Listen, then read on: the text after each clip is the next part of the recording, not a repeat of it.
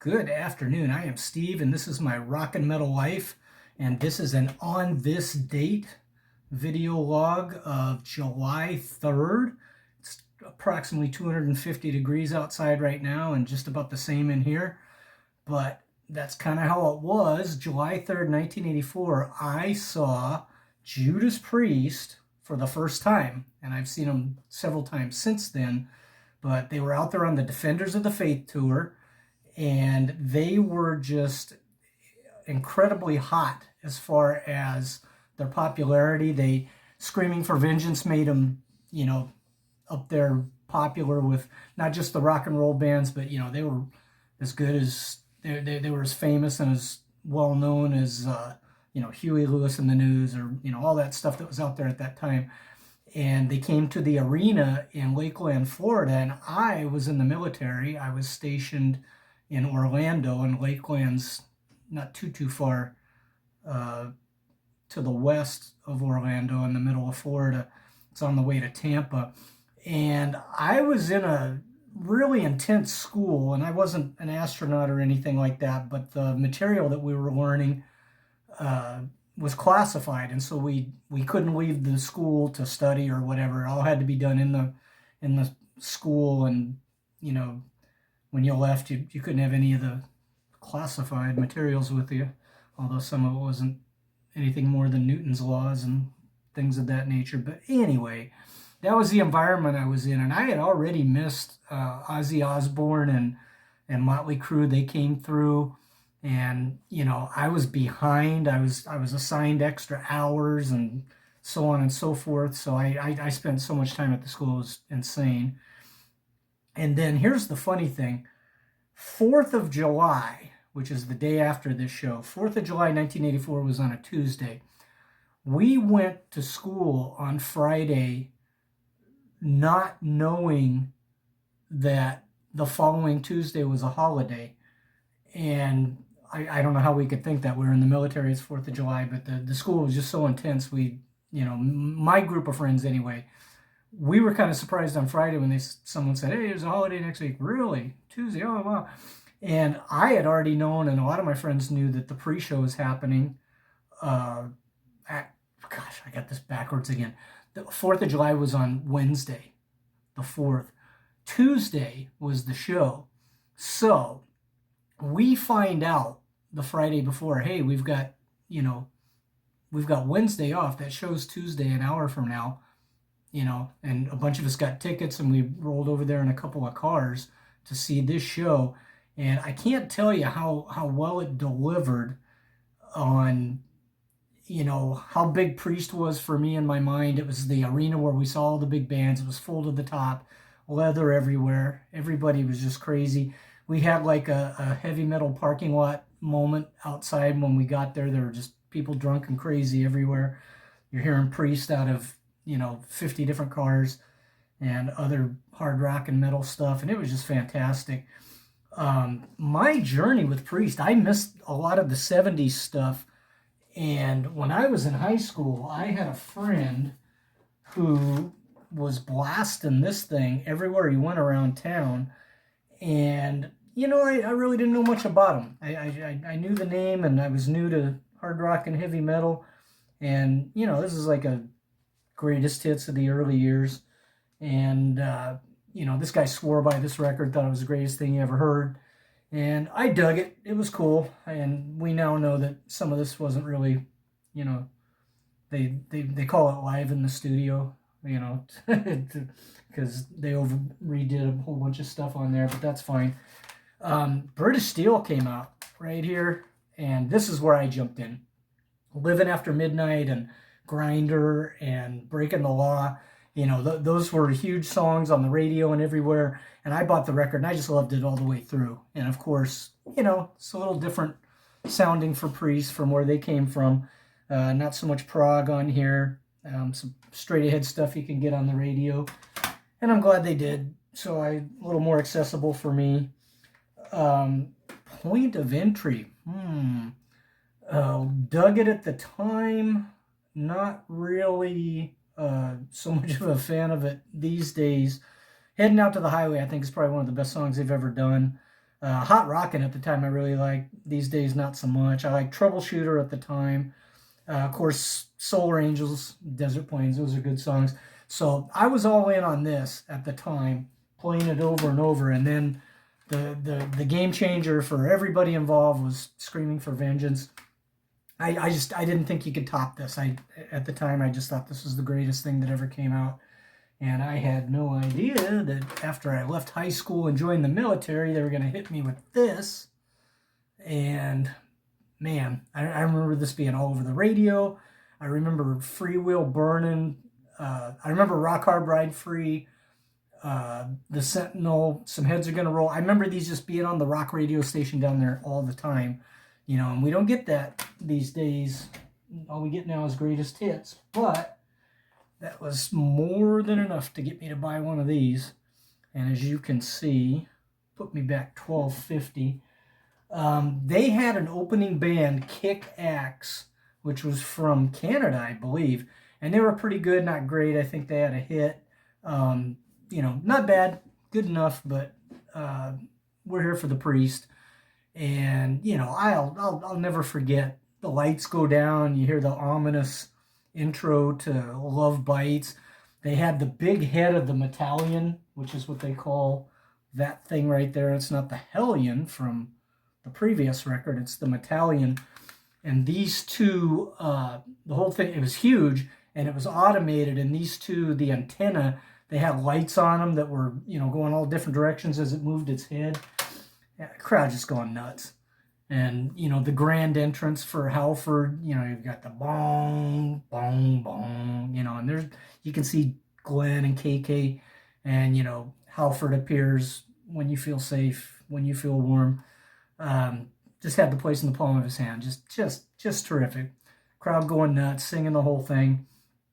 One of the great openers I remember of all the shows I've ever gone to. Love Bites. They follow that up with Jawbreaker. Okay, they follow that up with Grinder. Kind of a radio-friendly thing from British Steel, but, fan favorite, my favorite, I dug it. Then they played Metal Gods. How about that? Same thing, British Steel. And then they played Breaking the Law. I have always been kind of mixed on Breaking the Law. Not a great song in my opinion, but in concert, it goes over big. Everybody loves it. And then they did Sinner. And man, I knew almost nothing of the 70s Priest, like Killing Machine back at the time. I sure would have loved to have been into it when they played that at the time.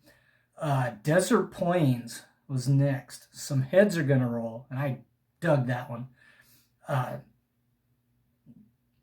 The Sentinel. Check out these songs, just one after another. Rock Hard Ride Free, Night Comes Down. Then they do the Hellion Electric Eye.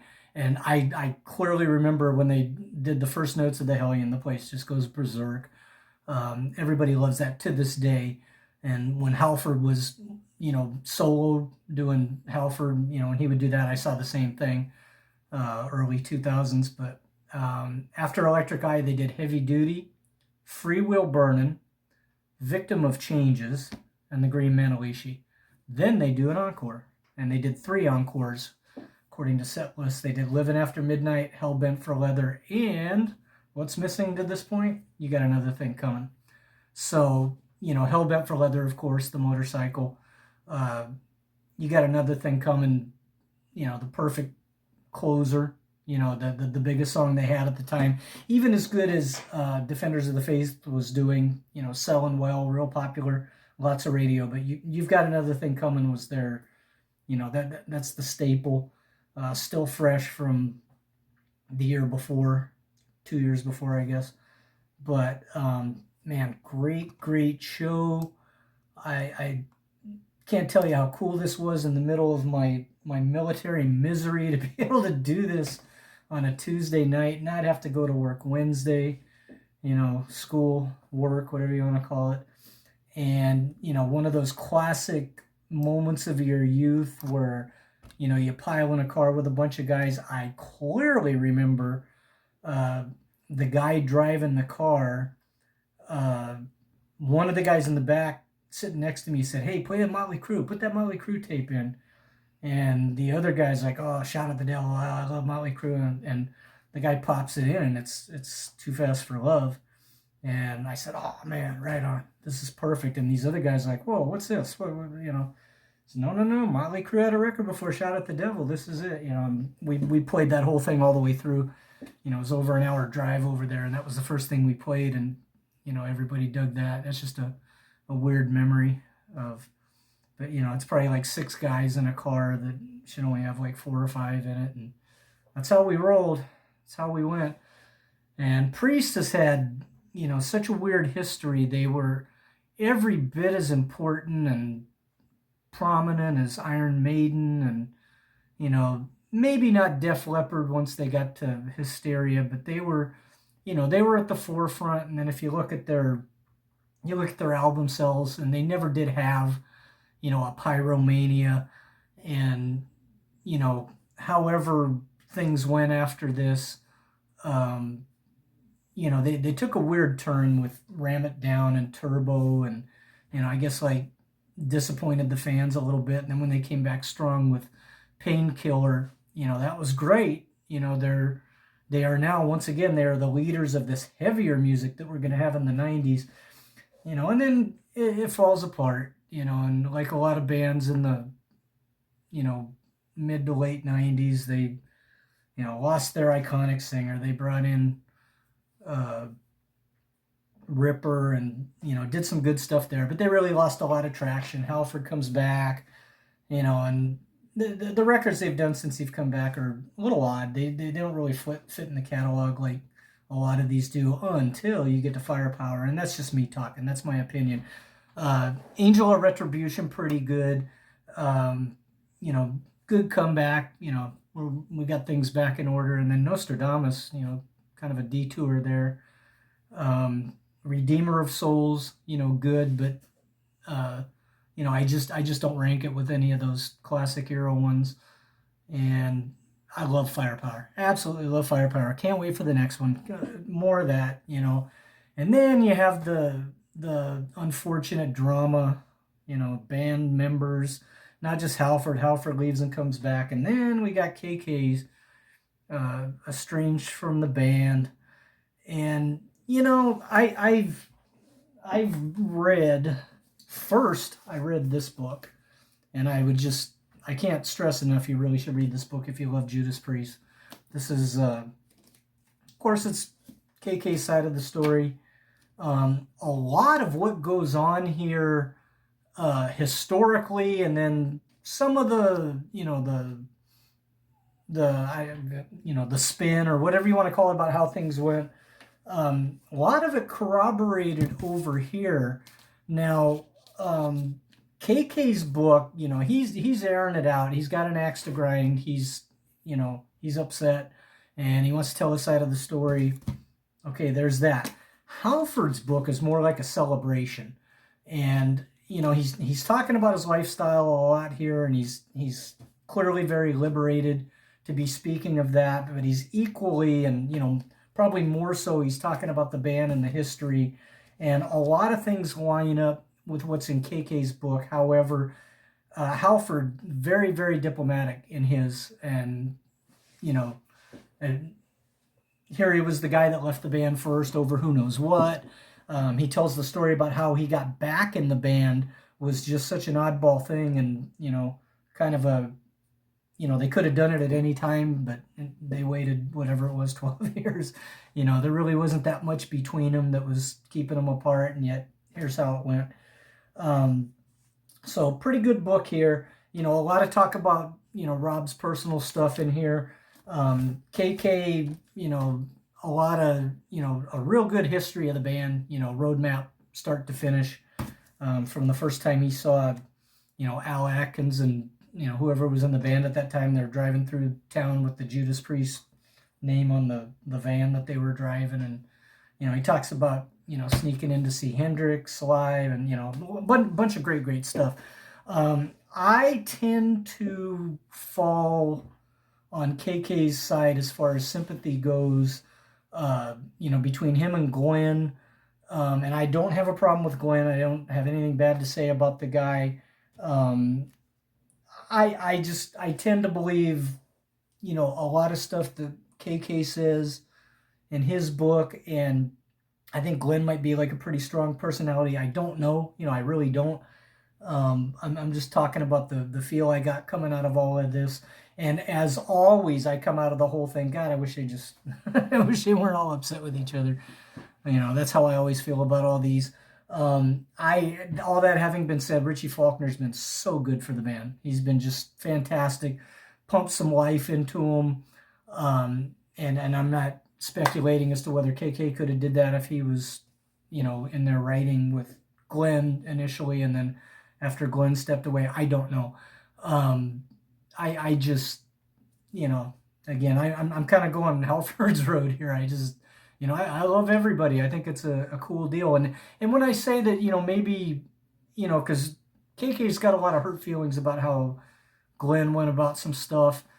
And, this is all I have to go by. And I kind of feel sympathy for KK. But at the same time, I don't think Glenn's, that doesn't mean I have to say, well, Glenn's a tyrant or a dictator or a bad guy, or he's, a bad band member or anything like that. I don't feel that way at all.